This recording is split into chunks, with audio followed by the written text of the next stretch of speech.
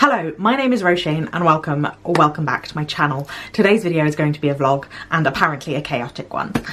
So I was watching Kayla from Books and Lala towards the end of last year, I think it was. She did a video where her music taste chose her TBR. She basically took a word from her favourite song by artists and see if she could find a book on her TBR related to it. And I thought I would do something similar. So in this video, I'm going to talk to you about the music I like and also books that are related to that. But if you've been around here before, you'll know I like to read books from around the world, and so it may come as no surprise that I also like to listen to music from around the world. So that's what this video is going to be based on.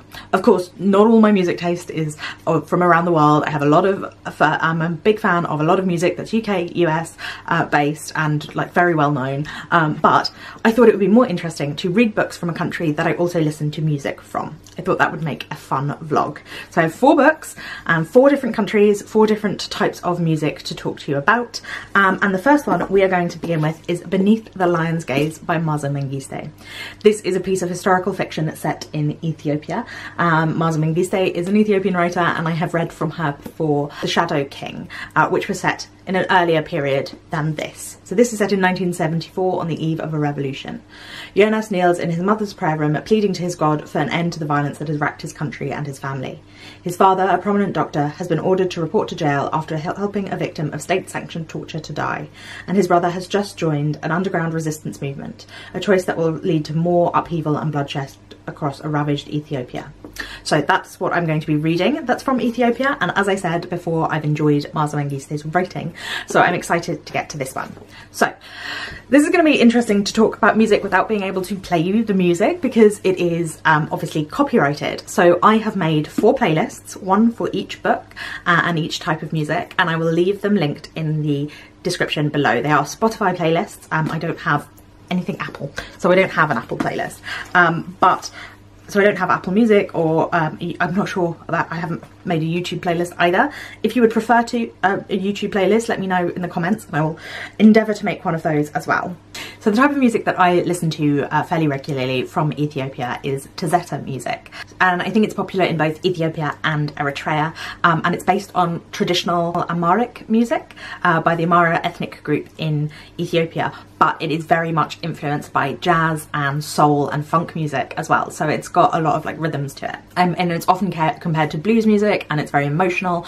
Most of the stuff that's in my playlist is closer to Ethio jazz Tezeta than some of the more like ballad style music that is also part of Tezeta. I prefer the kind of slightly more it's always tends to be more instrumental, and yeah, it's closer to jazz, so it's quite good actually for listening to while you're reading, because it is so because it, generally speaking, most of the stuff I listen to is instrumental in regards to Tezeta, so that is helpful for reading, and it's a really like warm, fun sound that I really enjoy. It combines instruments that are like traditional to Ethiopia with instruments from the West, and it just tends to be quite like chill and quite nice to listen to. So yeah, if you want to go and listen to some Ethiopian music, the Tezeta Ethio Jazz playlist will be in the description below, as I said, and I will get on with reading Beneath the Lion's Gaze and talk to you about that. And we will see what else is to come. If you would like a little prequel of the other music, we have the Furrows and some Zam Rock, we have the Makioka sisters and some city pop, and we have the Elegance of the Hedgehog and French cool girl music. So I hope you enjoy the vlog, and let's get into it.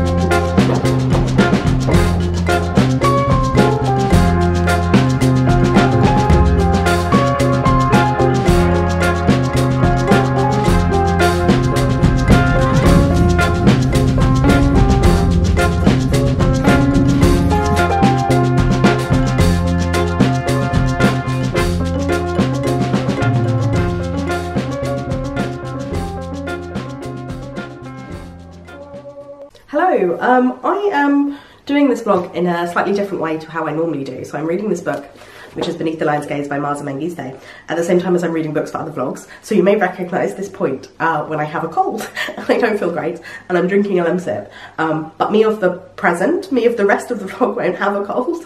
I didn't know it would be so obvious that the time periods in which I was filming, because I sound like this and I'm drinking a lemsip, as I said, and my chest is very tight, so I'm gonna have to talk as little as possible, but we are halfway through Beneath the Lion's Gaze by Maaza Mengiste.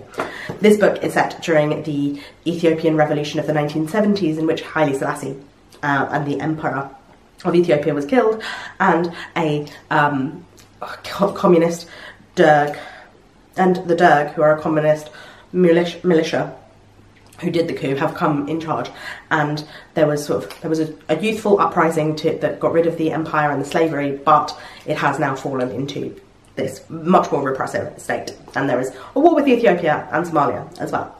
Not Ethiopia, it is Ethiopia. A war with Eritrea, which was at this point a part of Somalia, but it's no longer. Anyway, so you can see here that I've clearly tabbed quite a lot of the first half of this book, because there are real moments of very beautiful writing.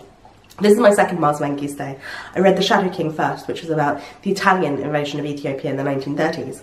And I think that the difference between the two books is that The Shadow King feels more restrained and more accomplished. It feels like, I love The Shadow King, I gave it 5 stars. This feels like there are moments of that beauty, moments of very interesting metaphors and very wonderfully evoked visuals, but sometimes they feel like they go a bit far, or they feel a bit clunky, they feel a bit uncomfortable. So whilst it is still a very good book, I think, as I have read Maaza Mengiste before, I'm comparing it to how much I love that book. That book was a lot more detached than this one, which follows a large cast of characters, mostly from one family, as they go through this. But it has just as much violence. There was so much violence in both of these books, which of course are dealing with military invasions and military coups, so you would expect it. But it is very good at evoking the time period and the feelings of the people and the setting of Ethiopia in the 1970s. I think some of the characters could be a bit more fleshed out. I feel like they are a little thin, and as I said, the writing sometimes doesn't quite work for me, but for the most part I'm really enjoying it and I am glad to be reading it. And there is actually a character in here called Tezeta, which is the style of music that I am listening to from Ethiopia. So yeah. I'll come back to you later when hopefully I don't have a cold and I have finished this book. Hello, so I have finished Beneath the Lion's Gaze by Maaza Mengiste, and I did enjoy this book, but I didn't love it as much as I loved The Shadow King. So I think a lot of the time for me, I don't read a lot of books by the same authors, and I think one of the subconscious reasons for that is because you're always going to be comparing things, and so if I've particularly loved a book, I'm always worried that I'm not going to judge the other book from an objective standpoint. Not that I ever judge any books from an objective standpoint, because it's impossible for me to read a book objectively. I am always going to be reading it from my own experience, but I am going to be thinking about The Shadow King when I'm reading Beneath the Lion's Gaze. And I enjoyed it. I thought that the characters were very well fleshed out, they all felt very realistic, and I could understand the actions they were taking in this extreme period of political turmoil and political violence. It is a harrowing book. There is a lot of extreme violence against children as well as other people, and it is really difficult to read. And the sense of being trapped and watched, I think, is done really well in here. And the fact that there were so many different perspectives shown, so many different people who'd been involved in different ways. I think that the right thing to do, it feels like there isn't a right thing to do in this situation, but it felt like the book definitely had a perspective on the right thing to do. But I could empathise with other characters more than I think the narrative necessarily did. It just felt a little disjointed and a little chaotic. There were definitely themes that came throughout, identity and ideas about identity and belonging and beliefs and things that were repeated throughout, and violence, and there was a moment related to a particular sect of Christianity in Ethiopia where a woman committed flagellation, not actually with a whip, but a kind of similar pain as a penance in order to stop bad things happening to other people, and that imagery was repeated again through the violence enacted by the dictatorship, and the specific things they did, specific images were repeated again. And so there was definitely that was one of the things that I really loved when I read The Shadow King, and so I could see the sort of spark of that, the sort of her strength with imagery and with repetitive imagery, and compare it, allowing you to directly compare different elements. But it felt, mostly this just felt a little more loose and a little more, but it just felt like it could have been tightened up a bit more streamlined, and things expressed a little more clearly. I enjoyed it, like I said, but I didn't love it. So yeah, that's a shame, but it was fine. It was pretty good. A genre of music that I think out of all of the genres in here people will be most familiar with, perhaps the French one, but one that I think people may be more familiar with is city pop, which is a Japanese music genre that's kind of a loose collection of different artists, because it's one of those genres that wasn't defined at the time but is defined by people looking back, and it is supposed to be about sort of easy city life, cosmopolitan kind of ideas, and it is Western influenced Japanese music, very clearly influenced by things like R&B and disco. There's a heavy like disco influence to this music, and kind of funky bass lines as well, and it's of the 80s and 90s and very much associated with like cassette tapes and shoulder pads. The aesthetic is very 80s, and the reason that I say I think people might be more familiar with city pop than with some of the others is because Harry Styles' album Harry's House was heavily influenced by Hosono's House by Haruomi Hosono, who was kind of the father of city pop. His stuff is not so much, it's a big influence on the city pop genre, and he's very well known in Japan, and so if you are at all familiar with Harry's House, you might be familiar with some of these sounds, you might have known about the city pop connection and discovered city pop that way. And it's also like there are some like TikTok sounds that are city pop as well, so I think that's why it's a little more well known. It's a genre that I think is quite fun, very 80s a lot of the time. Sometimes it gets a little too cheesy for my personal taste, but sometimes I really can enjoy it. It's again really like upbeat. It's much less laid back than Tezeta. It's much more like upbeat, and I wouldn't say dancey as such, but like you can imagine yourself in like an 80s power suit walking through a city whilst it's playing behind you in your like rom-com 80s 90s rom-com of your life. That's kind of the vibe that I get when I'm listening to it anyway. And so that is a Japanese style of music, I thought I would talk to you about the Makioka sisters by Junichiro Tanizaki. This is my book club pick for the big book club for January and February. So we will have already done a live show about this with Matthew Sharapa, and I will leave that linked in the cards above if you want to go and check that out. This is from the 1950s, so it is before city pop was a thing, but it is still Japanese. And so that's what the connection is. There is a very loose connection. I just wanted to talk about this in a vlog because it is so chunky and I am spending a significant amount of time reading it. Plus it will help me keep my thoughts straight when it comes to the live show, because that hasn't happened currently. I am currently 160 pages in, which is just under a third, I think, of the way through the book, and I'm really enjoying it. It is very readable. It is about 4 sisters from the Makioka family, who are a well-known Osaka family before the Second World War. This is set, and it is set in the 1930s, so it's during the Sino-Japanese War but before the Second World War. It's about this Makioka family, and they are well known in Osaka, but they're not like a big family in Japanese society as a whole. And we have the 2 eldest sisters are married, and the 3rd sister is needing to get married because the last sister can't marry until the 3rd sister has. They're a very traditional Japanese family, and so a lot of the first third of this book has been set around trying to get this 3rd sister married and doing miais, I think that's how you pronounce it, where the families meet the potential husband to kind of sign off on the marriage. And she has failed several times through this process, and they're not really sure why. She's very quiet, but she is very beautiful and like a traditional Japanese woman.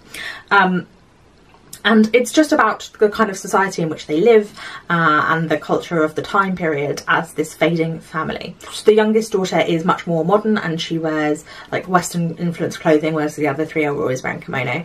And she is makes dolls, and she has a job and works for herself outside of the family, and she is friends with these Russians as well, who are also part of the narrative. And yeah, it's very slow moving. There hasn't been much in terms of plot yet. We are very much focused on this family, but I am enjoying it. It's very readable which for a translated classic isn't always the case, but I'm definitely finding this one readable and very immersive in the atmosphere, and there's a lot of descriptions that help you to feel like you can see what is going on, which is interesting because it's not like it's written for an outside audience looking in, which I sometimes feel when I read books that are written about a place but written in English, about a place that doesn't speak English as the language of that country. I find they can feel like they're written for an outsider. This is clearly not written for an outsider, but it does have a lot of descriptions and things that make it very graspable if you are not part of that culture.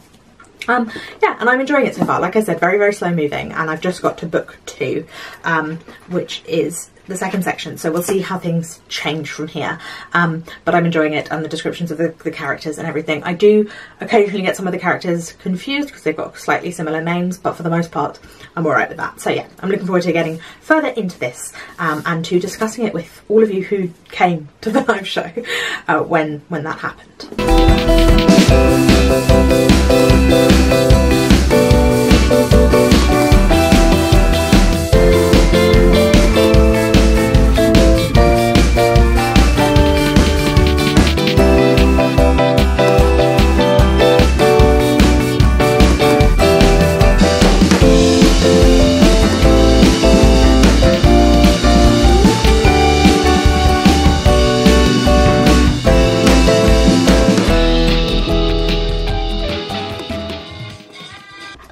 I'm now halfway through the Makioka Sisters by Junichiro Tanizaki, halfway through, of this chunky book. It's like I've read an entire novel, and I've still got half the way to go. I'm enjoying it though. I think the writing is fairly plain, but it's not distractingly so, if that makes sense. It's not so stripped back that there is no description.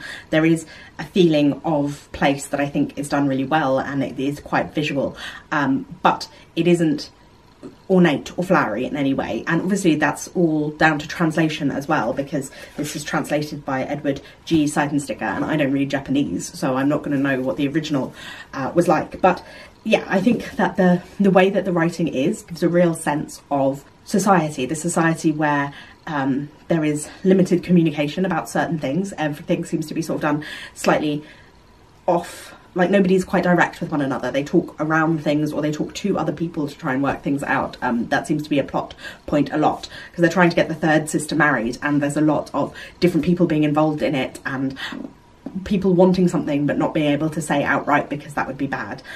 So the writing brings that feeling forward more.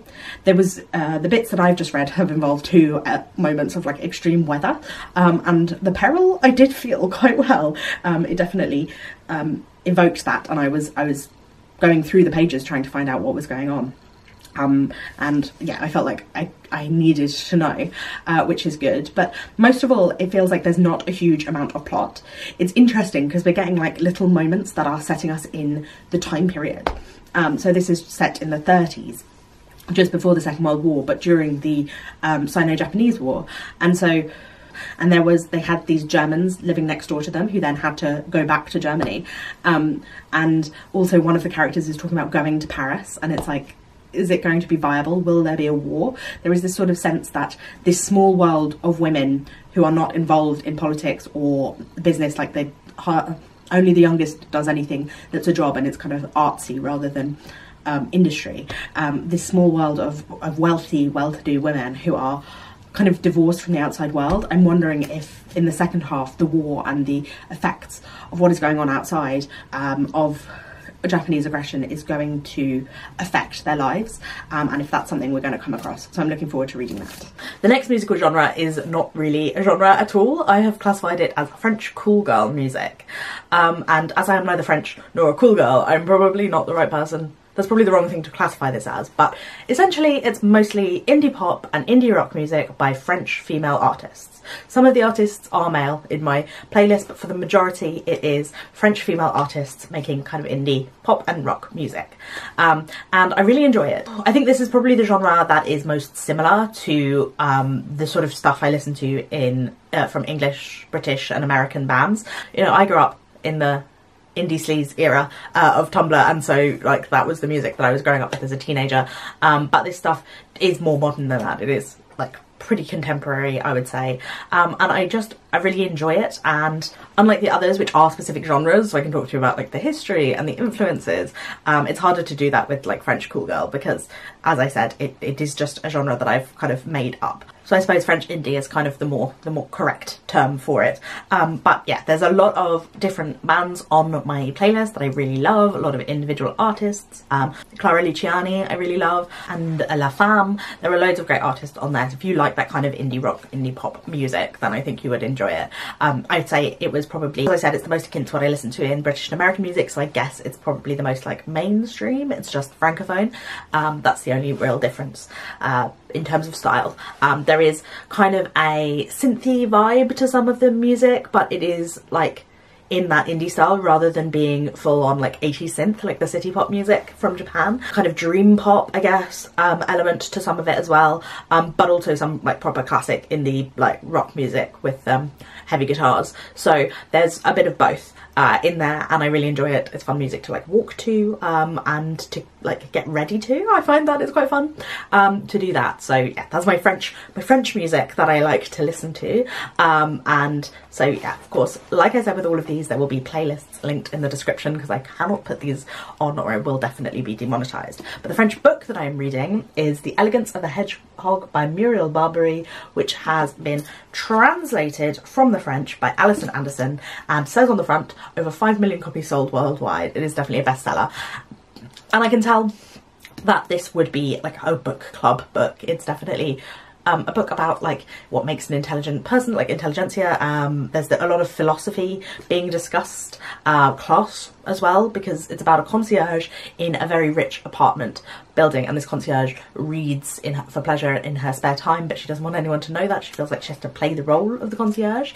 And then the other person is a young French girl who has decided to commit suicide on her 16th birthday because life is illusory. And it says, but the death of one of their privileged neighbours will bring dramatic change to number 7. I've just got to the point of that neighbour being sick. I'm assuming it's that neighbour. One of the neighbours is dying currently. He's not yet dead, so I'm assuming that's the change. And I'm about a quarter to a third of the way through, so I suppose it's quite far into it, because this is definitely building the image of these two characters very well. We alternate between their two perspectives and their two voices, which are quite well differentiated.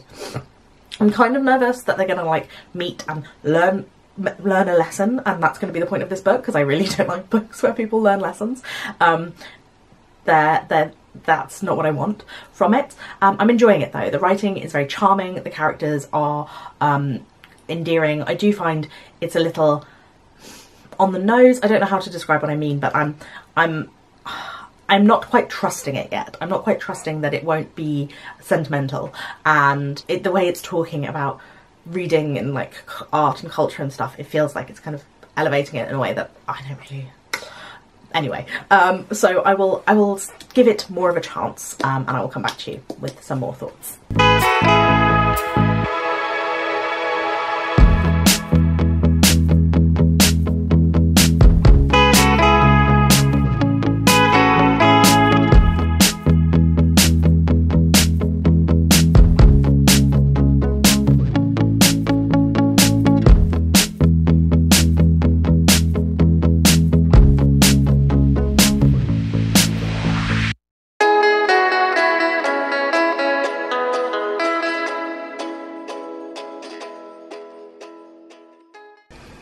Hello, so it is night time, my hair is wet, and I'm desperately in need of a fringe trim, but it's time to talk about another type of music and another book.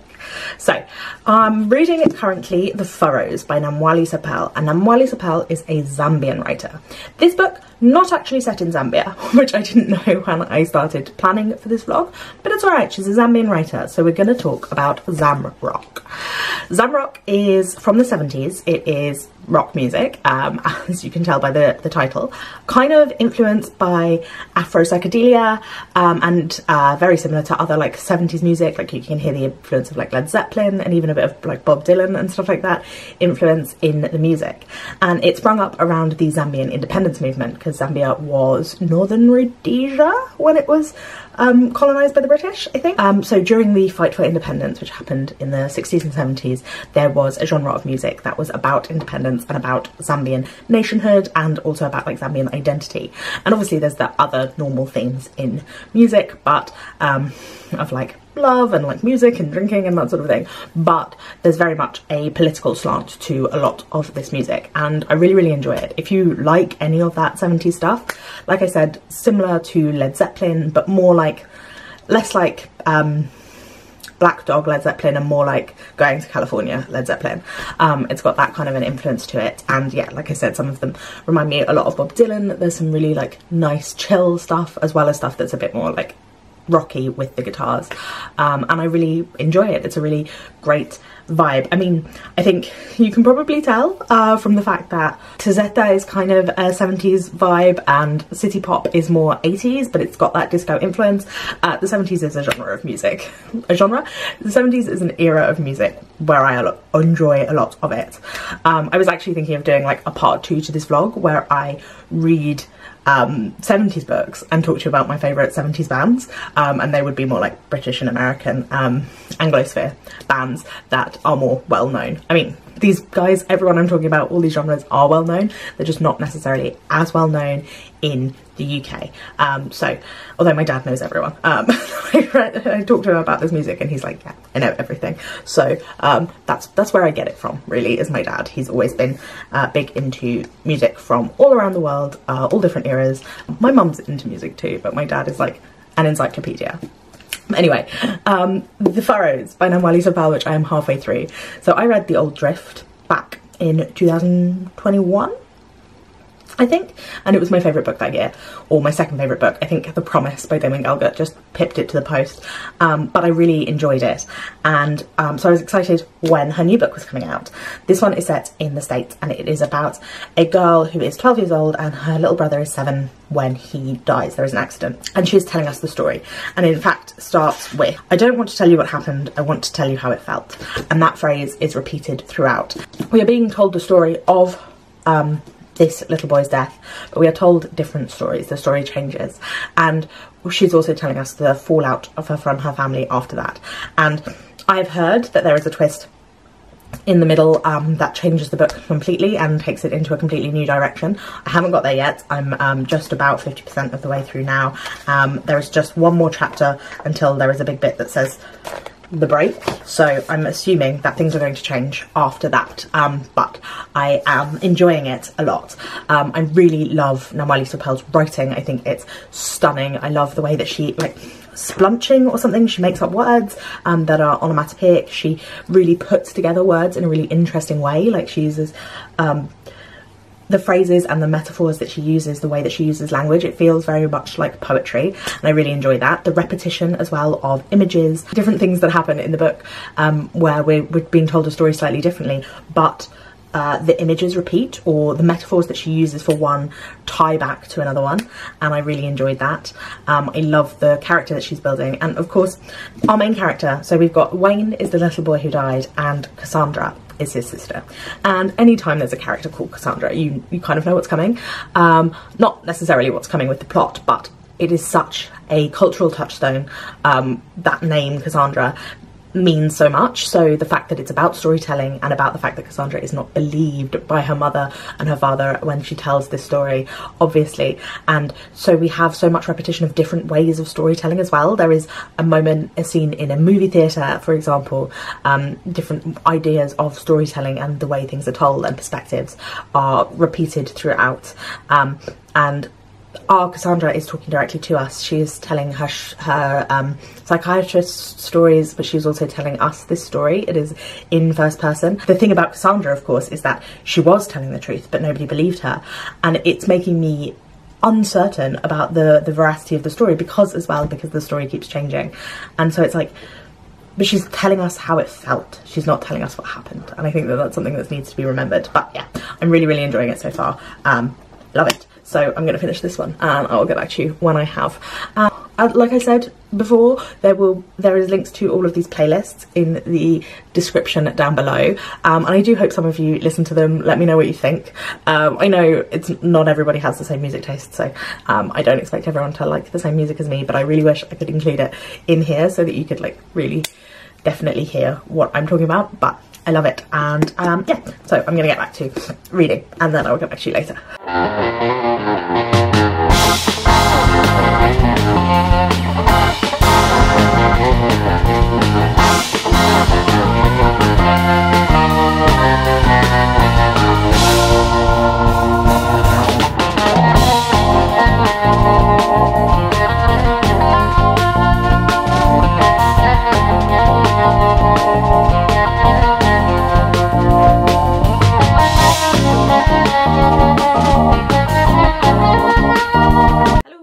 So it is finally time to wrap up this vlog. I've been reading these videos over the past 2 months. I've been reading these books over the past 2 months, so things are a little disorganised, but I think that I haven't wrapped up to you 3 of the books, and I think that I have wrapped up 1 of the books, so we're going to go with that. So the one that I started the longest ago is The Makioka Sisters by Junichiro Tanizaki. And I did, this was the book that we picked for the Big Book Club. And so there is a live show with me and Matthew Sharappa talking about this book for a while, which I'll leave linked in the cards above if you want to go and check that out. We go really in depth discussing this. Matthew was a really great guest, and he had loads of interesting ways of looking at this that I hadn't even considered. So it was a really great time, but I will give you also my thoughts here, of course. I enjoyed reading this book. It was produced as a serialised book. It does have that feel of a classic like Anna Karenina or Charles Dickens, where there are events and there are real intense moments and then they seem to not matter that much afterwards. And the intensity in this book often dealt with both the natural world and disease. They were big themes that came up because, as Matthew mentioned, this is a book about deterioration and decay. We know that the Makioka sisters themselves, the family, is going through a period of decline, and at the same time there is a lot about vanity and beauty and preservation. They're desperately trying to preserve themselves as these beautiful, young looking, traditionally Japanese women when Japan itself is changing, when the world is changing. It is set in the 1930s and there is the looming feeling of war here with, for example, a soldier singing on a train in a scene that reminded me of Cabaret, although it has that kind of pastoral thing that is associated with fascism a lot, you know, that love of the natural world. Just in that scene, I mean, the song that the soldier was singing. This was a really interesting read and a lot of an easier read than I was expecting. It is a work in translation and it is a modern classic from the mid-century. Both, like, I love works in translation, but both of those are things that can mean difficult to read, not straightforward, easy reads, but this was so readable, so compelling in moments. The sisters themselves were such interesting characters, also stubborn and like not necessarily likable. I don't know, I like them anyway. They're not like admirable people, but I still enjoyed reading about them and I found it a fun experience, and I'm really glad that I did read this one, that this one got chosen as the first book for the book club. And yeah, it's a chunky book and it was a really nice experience for me to spend more time with a book, to spend 2 months like I did dropping in and out of it, so the book really sat with me. And I guess I suppose that was more akin to the way that it would have been read by people at the time, because it was episodic like that, the way that I read it as well. And yeah, it was a really worthwhile read. I'm really glad I did read it. I also finished The Elegance of the Hedgehog, and yeah, this book was so well praised by a lot of the people that I've heard talk about it, and I don't think I really got it. Not like I didn't understand it, but I don't get the hype. It was very charmingly written. There was a lot of charm to it, about the older female character and the younger female character who are living in this block of flats, one of whom is the concierge, one of whom is a young woman upstairs, and they do a lot of philosophizing and talking about art, and they were highly pretentious, and the young girl was very annoyingly precocious, like just so grating. But at the same time there was a little bit of charm to it, and this Japanese man comes into their lives in some way. But I felt like the relationships were really not fleshed out and they were hardly spent any time together whatsoever. I felt like it did the trauma plot thing, where it did trauma as backstory, as character. And I didn't like the ending. I just thought it felt so constructed and so like sentimental, like intentionally trying to tug at your heartstrings. And I mean, I often dislike philosophizing in books when it is done in such a blunt way. It feels cheap, it feels like a trick, and I didn't really enjoy that aspect of it. I felt like it was so on the nose and so obvious and so trying to play with you. And whilst I didn't necessarily predict what was going to happen, you could have predicted it with the kinds of references they were making. The kind of literary references kind of gave you the ending. I didn't predict it, so I'm not saying I noticed that and had an issue with it, but it felt a little pointless and a little, I just felt like it was this sort of light, fluffy, nice book that had some philosophizing elements in it that were kind of annoying, and like I think it was intentional, like the young character was supposed to be kind of gratingly pretentious. She said at one point, and at that point I did have a profound thought, what about me? And I think we are supposed to be lightly mocking these characters and their ridiculousness, but then the trauma of the background takes away from that kind of lightly mocking nature of it, and it loses any subtlety it has with that, with the ending and with the backstory. But you know, those films like In Her Shoes that are not quite rom-coms, that are like dealing with women's lives and they are very sentimental, and there is a character from whom you learn something important and then they die. That's what happens in Her Shoes anyway, sorry to try and spoil that for you, but that's what it felt like in here. It felt like it was trying to teach me a lesson, it felt didactic, and it didn't feel honest, and it felt cheap. It felt cheap and I didn't like it. Didn't like it. Like, the writing itself is charming, but I just didn't feel like it had any real substance. It felt so sentimental. The other book that I finished is The Furrows by Namwali Serpel, and I was really thinking I was going to be different from other people who reviewed this book. I really thought that I was going to be like, well, I like it, it's my book, kind of book, and I like it, even though everyone else says at a halfway point it changes and then they no longer liked it. Same thing happened to me, I'm afraid. I am not different from everyone else. We changed perspectives partway through, and whilst Namwali Serpel's writing is still really strong and I really enjoyed that, and I still think that I will read other things that she writes, I didn't enjoy the other voice so much, and I also don't think I understood what was going on. Like, I think I was so confused. I still don't know what happened. Like, I know what happened essentially, but it felt weird and uncomfortable. I spent a lot of the time thinking that incest was going on and I wasn't sure. And I think that that's like intentional on the part of the book. And there was also like different parts of a voice that I didn't understand what one of them was or why it had happened. I don't know if I maybe missed the ending and I was confused. We had one character and then it seemed like it was two different time periods of that voice. But I don't know. I don't know what's happened. I'm very confused and I don't think I get it. And I know it's not just me because I've read other reviews of this book. So I am annoyed because normally if I'm like, oh, you don't need to get it, let it just wash over you. But here it got really plotty.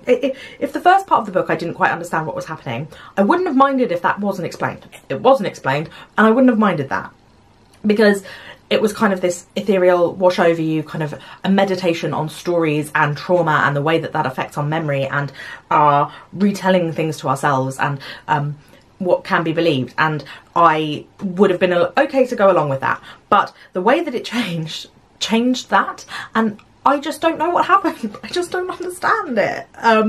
So I feel quite stupid, but at least I know I'm not alone. I hope you have enjoyed this. Like I said, all of the playlists will be linked in the description. I hope you do go and check them out. Find some music maybe that you enjoy, that you maybe hadn't heard before. And let me know in the comments down below if you have any ideas for how I could do another video involving music or films or any other things that you might like to see me talk about. I would love to hear from you. Please remember to give this video a thumbs up if you liked it and to subscribe. I tend to put up videos twice a week, so I will see you again very soon. Thank you for watching. Bye bye.